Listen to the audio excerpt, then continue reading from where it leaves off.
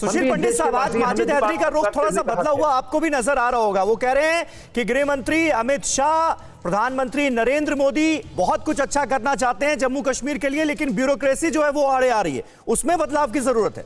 मैं कह रहा था कि माजिद हैदरी जो कहना चाहते हैं वो जाने, लेकिन एक बात सच है कि कश्मीर पर पाकिस्तान की नीति हमें 1000 रिश्ते घाव देने की है और हमारा उस जवाब 1000 मरहम पट्टियों का है।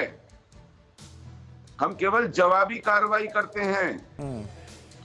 पाकिस्तान को कीमत चुकाने के लिए बाध्य करने वाली नीति जब आएगी, उस दिन भारत और कश्मीर दोनों सुरक्षित हो जाएंगे।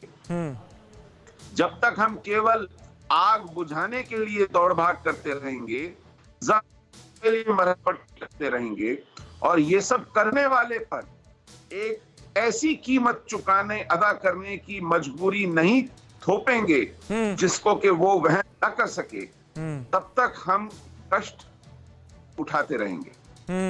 तो इससे गृह मंत्री साहब जो 2 साल बाद कश्मीर जा रहे हैं 370 हटाने के, उन्हें सुरक्षा की नीति का जो विचार करने की उनकी एक बैठक होने जा रही है, उसमें दृष्टिकोण में आमूल चूल परिवर्तन करने की बात है।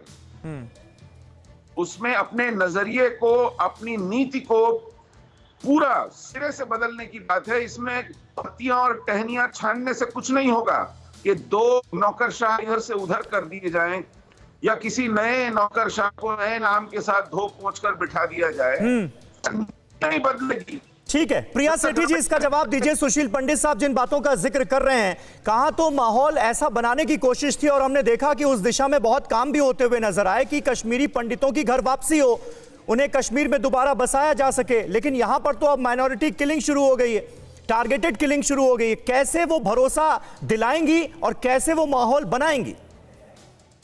देखिए, भरोसा तो दिलाया है कि किसी भी राजनीतिक पार्टी में ये हिम्मत नहीं थी कि 370 को कहीं हाथ भी लगाए या 35A को हाथ लगाए। ये माननीय प्रधानमंत्री जी और अमित शाह जी जो हमारे गृह मंत्री हैं, उनकी निष्ठा थी। हाँ। और हमारे असंख्य कार्यकर्ताओं की एक कमिटमेंट थी कि हम यहाँ से 2 विधान और 2 संविधान हटाएंगे।